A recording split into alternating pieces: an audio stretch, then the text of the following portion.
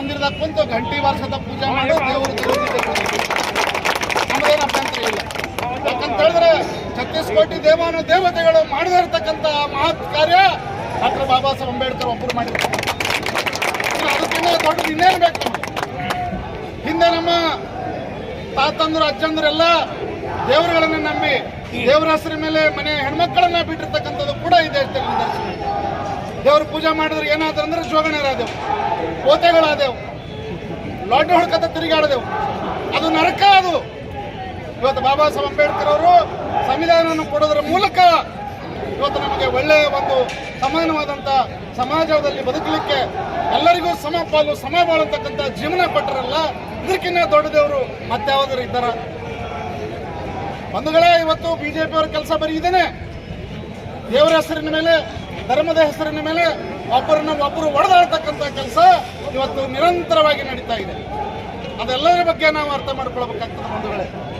ಇವತ್ತು ನಾನು ಬಿಜೆಪಿಯಲ್ಲಿ ಇರ್ತಕ್ಕಂಥ ನಮ್ಮ ಕೆಲವು ಮುಖಂಡರುಗಳಿಗೆ ಪ್ರಶ್ನೆ ಮಾಡ್ತೀನಿ. ಈ ನಾರಾಯಣ ಸ್ವಾಮಿ ಅಂತಕ್ಕಂಥ ಒಬ್ಬ ಛಲವಾದಿ ನಾರಾಯಣ ಸ್ವಾಮಿ ಅಂತ ಬಹಳ ಮೈಯೆಲ್ಲ ಉರಿ ಬಂದ ಒದರೇ ಒದರ್ತಾನೆ.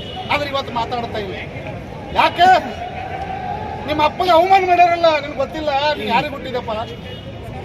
ಅರ್ಥ ಆಗ್ಬೇಕಲ್ಲ, ಜನರಿಗೆ ಬಂದು ಹೇಳ್ಬೇಕಲ್ಲ. ನೀನು ಬಾಬಾ ಸಾಹೇಬ್ ಅಂದ್ರೆ ನಮ್ಮ ಅಪ್ಪ, ನಮಗೆ ಜನ್ಮ ಕೊಟ್ಟ ತಂದೆ ಇದ್ದರು ಬೇರೆ ಇದ್ದರು ಕೂಡ ಬದುಕಲಿಕ್ಕೆ ಅವಕಾಶ ಕೊಟ್ಟಿರ್ತಕ್ಕಂಥವ್ರು ಬಾಬಾ ಸಾಹೇಬ್ ಡಾಕ್ಟರ್ ಭೀಮರಾವ್ ಅಂಬೇಡ್ಕರ್ ಅವರು.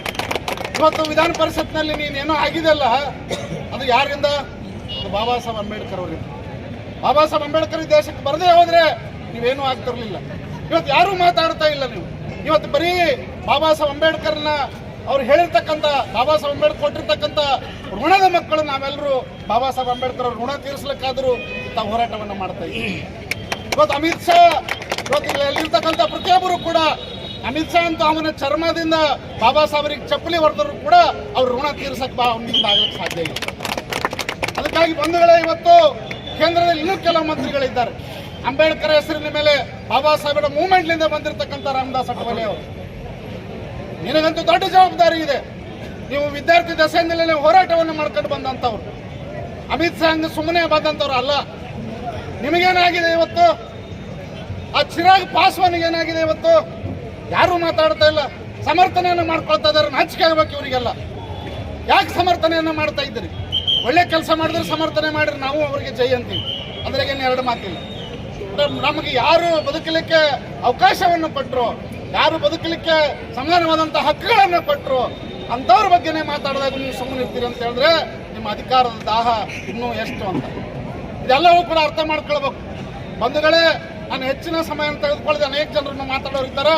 ಇವತ್ತು ಒಳ್ಳೆ ರೀತಿಯಲ್ಲಿ ಎಲ್ಲ ಸರ್ವ ಸಮಾಜದ ಜನರು, ಬಂಜಾರ ಸಮಾಜ ಆಗಿರ್ಬೋದು, ಕೋಲಿ ಸಮಾಜ ಆಗಿರ್ಬೋದು, ಕುರುಬ ಸಮಾಜ ಆಗಿರ್ಬೋದು, ದಲಿತ ಸಮಾಜ, ಎಲ್ಲ ಭವಿ ಸಮಾಜ ಆಗಿರ್ಬೋದು, ಪ್ರತಿಯೊಂದು ಸಮಾಜದ ಜನ ಬಾಬಾ ಸಾಹೇಬ್ ಅಂಬೇಡ್ಕರ್ ಅವ್ರನ್ನ ಒಪ್ಕೊಂಡಿರ್ತಕ್ಕಂಥ ಜನ, ಬಾಬಾ ಸಾಹೇಬ್ ಅಂಬೇಡ್ಕರ್ ಅವರ ಸಂವಿಧಾನವನ್ನ ಒಪ್ಕೊಂಡಿರ್ತಕ್ಕಂಥ ಜನ ಇವತ್ತು ಬೀದಿಗಿಳಿದ ಹೋರಾಟವನ್ನು ಮಾಡ್ತಾ ಇದ್ದೀವಿ. ಎಲ್ಲಿವರೆಗೆ ನಮ್ಮ ಹೋರಾಟ ಅಂತ ಹೇಳಿದ್ರೆ ಅಮಿತ್ ಶಾ ರಾಜೀನಾಮೆ ಕೇಳಲ್ಲ ನಾವು. ಅಮಿತ್ ಶಾ ರಾಜೀನಾಮೆ ನಮಗೆ ಬೇಕಾಗಿಲ್ಲ. ನಾವು ಕೇಳ್ತೀವಿ ಪ್ರಧಾನಮಂತ್ರಿ ನರೇಂದ್ರ ಮೋದಿ ಅವರಿಗೆ.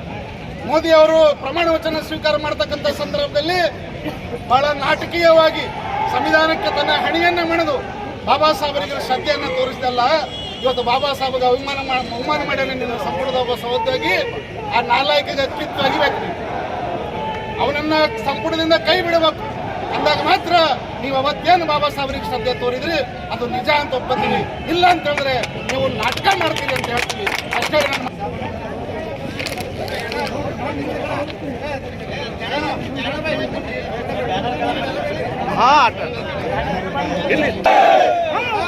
ಡಾಕ್ಟರ್ ಬಾಬಾ ಸಾಹೇಬ್ ಅಂಬೇಡ್ಕರ್ ಅವರಿಗೆ ಜೈ ಜೈ ಜೈ ಜೈ ಜೈ ಜೈ ಜೈ ಜೈ ಜೈ